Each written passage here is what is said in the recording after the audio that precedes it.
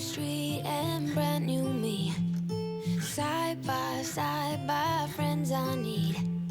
Don't you tell me that you're in time.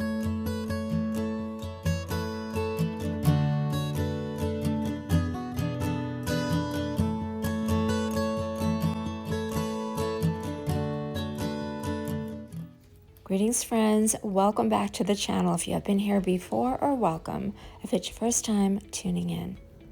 I have my beautiful baby Arya here with me today, and we are participating in Suzanne's Babies theme for this week, which is Babies in White. And we've got a bunch of stuff happening here, don't we, for this theme. First and foremost, this gorgeous two-piece Spanish knit outfit that Arya is wearing. I picked this one up especially for her at the doll show, and I thought this would be the perfect time to show you this gorgeous set on this absolutely precious baby girl. I'm not even sure how to begin to describe this set, but I'll try. So it's mainly white, and it has like a silver, very light silver gray piping around the broad ruffled collar. There's a little bow on the collar as well in that silver gray, and the trim at the bottom of the dress is also that same silver gray. To coordinate, she's wearing the same color gray bow in her beautiful curly hair. She has a white fleece bunny with her. That's by H&M. And she's wearing these white knee socks with big white bows on the sides. And these socks look like they came with this set. It's almost like the same knit pattern, but they did not. And she's wearing her white crib shoes with the silver bells on them. And oh my goodness, I cannot forget to talk about this beautiful blanket, which I also got from Jacqueline Kramer's booth at the doll show. It is primarily white with that silver gray trim and design along the border. And I love her boutique blankets because they are heirloom quality. I bought two from Jacqueline this year. I will show you the other one I purchased in a future video, but I love them. So how are you guys all doing? I have missed you. It has been about a week or so since I've been able to make a video, and even today I am like borrowing time to get this done. Things have just been so super hectic for me right now with the summertime, but I love it, guys, and I am in no rush to say goodbye to this summer season. I want to stretch it out. I want to make it longer. I want to make it last and last and last, because to me, that is the season of life. Everybody is just outdoors and doing their thing, and yeah, I'm here for it. So comment down below, what have you guys been doing this summer? Anything fun, anything special? So today I thought I would bring you part 2 in my series of doll show psychology, or more specifically, what goes on in the minds and hearts of those who attend largely populated doll shows. And I brought you part 1 in my last video, so if you missed it, I will link it in the description box below.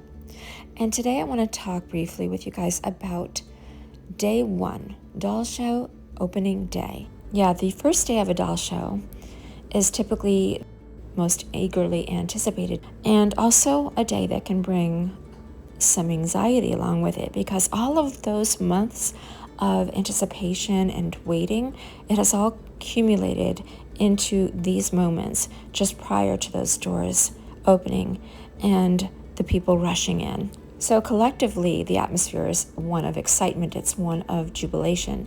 But deep in the hearts, tucked away, of some, not all, but some of the attendees, there can be dread.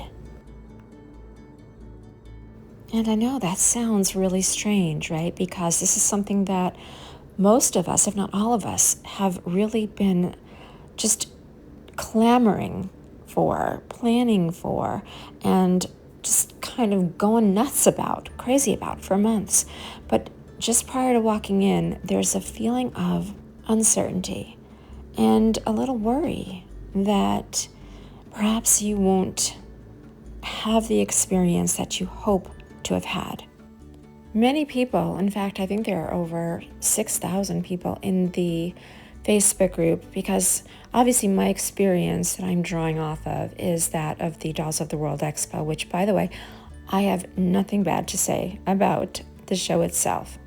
Again, these observations and feelings and the assessments that I'm talking about are strictly those that belong to me personally.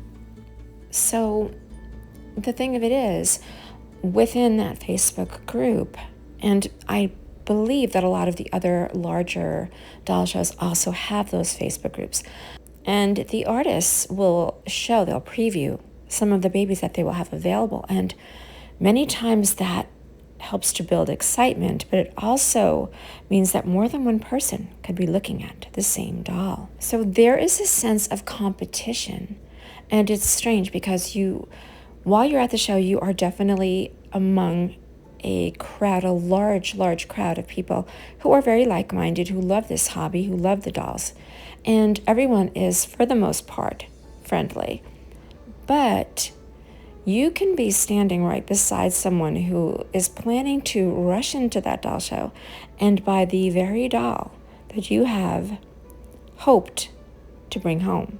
And if they get to that doll before you do, your hopes are dashed. So this uncertainty can definitely lead to feelings of anxiety. So now, depending on when you get in, if you have an early bird ticket, you're in ahead of others. But to me, it doesn't really matter with regard to the feelings, because once those doors open and you are actually on the showroom floor, I call it the showroom showdown. Because it is every man for him or herself. Look, as much as we want to all just be like kumbaya about it, it can be cutthroat, and someone could literally be racing to the table that you intended to purchase from. Twice now, I have had two different people basically be really rude to me because they wanted to race in and they thought perhaps that, I don't know, that I was in their way or whatnot, but that's besides the point. It can get that way. And then once you're in there, you are like elbow to elbow with hundreds of people and hundreds of dolls. So between the two, the atmosphere can be overwhelming because it's almost as though you don't know where to begin, even if you have a plan in place. And sometimes I will mark the map. I print out the map of the showroom floor and I will make marks on it for which tables and booths that I want to go to in what order. But those overwhelming feelings can just derail you. So just being overwhelmed initially is something that I think a lot of people have experienced. The second thing is what I think should be the catchphrase for any doll show. And maybe some of you have heard of the expression or the term, drink responsibly. Well, I think doll shows should have one that says, doll responsibly.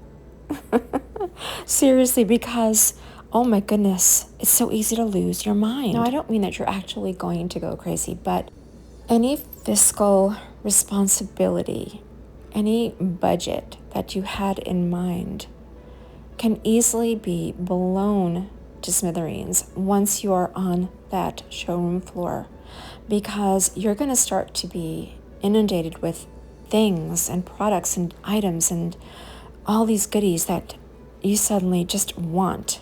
It's like you want them all. I have seen people come out with bags and bags of items, and not only that, but 2 and 3 dolls. The same people who had no intention of buying more than one, if one, because again, there's this electricity, this vibe that runs through the doll show, and you get caught up in it very easily. And my friends, your girl right here, have I gotten caught up in that? Absolutely. So it happens. So you want to be aware that you can suddenly believe that you can afford things that you really probably, maybe you can afford them, but should you? Should you be spending that much? You know, it's a really precarious thin line between the two. In my last video, I mentioned the concept of Disney money or Disney rich. And that is something whereby, if you've ever been to any of the Disney properties, once you get through those gates at the parks, at the theme parks, it seems like your budget is that of someone much more wealthy. You know, you're like, oh, sure, $400 on souvenirs, $100 on this, $200 on that, why not? Your brain gets into celebration mode. And that same thing happens when you're at a doll show, or it can, again, not for everyone, but for so many of us. You know, we are there, we are celebrating, we've waited all year long for this very moment, so we're going to live it to its fullest, we're going to get the most out of it, and sometimes that can mean overspending and sort of just letting those dollars fly. Now, the final thing I wanted to share with you in this video is what I call the stress buying. And this is an entirely different beast, if you will. The stress buyer has been on that floor, been in that room for an hour plus, and they have not been able to make a decision.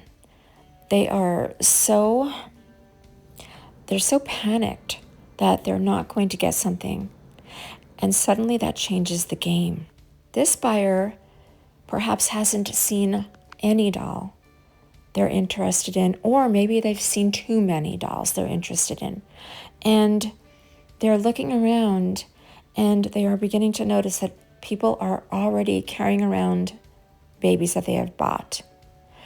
And they're like, oh my goodness, what if I don't find a doll? I need to find a doll. And so now there is this sense of doom where you're like, okay, I've waited all this time.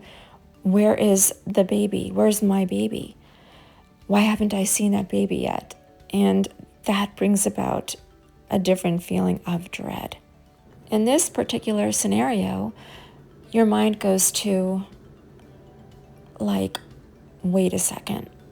I'm not going to walk out of here empty-handed, am I? Like, no way.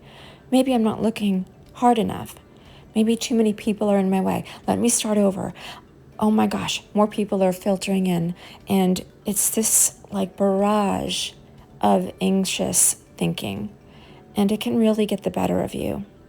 And it has happened to me once, for sure. Quite honestly, guys, I could go on and on about day one in particular because it is like its own special show. Because day two is an entirely different experience. And I'm going to talk about that in the next segment of this series, which should probably conclude it.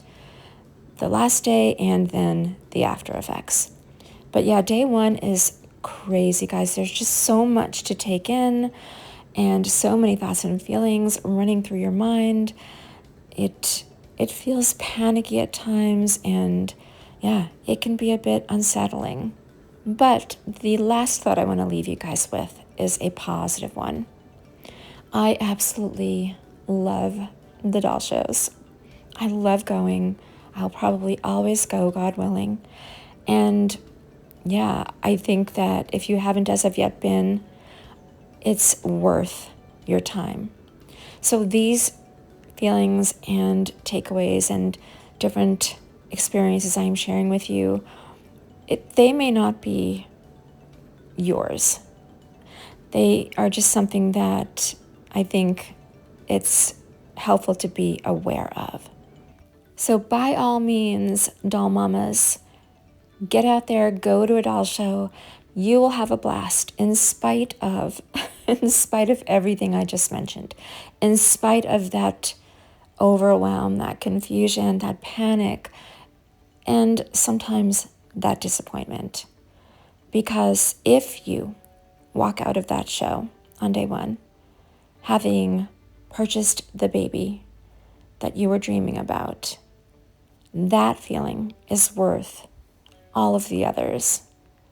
And that feeling will make you forget everything else that you have experienced. Alrighty, guys, I hope that you have enjoyed spending some time with me and one of my doll show dream babies right here, Arya. Now don't go far because I am going to have Ada back for you next time with the next in this series, the next installment in this series, and she has something fun that I'm going to share with you that we just got into the nursery. Plus, we want to give away from our dearest friend, Tina, over at Tina Art Angels, and I have filmed that opening and I want to share that with you too. So make sure you are subscribed and that you stay close. As always, guys, be safe, healthy, happy, and blessed. We love you for watching and we hope to find you here when we return. Take good care.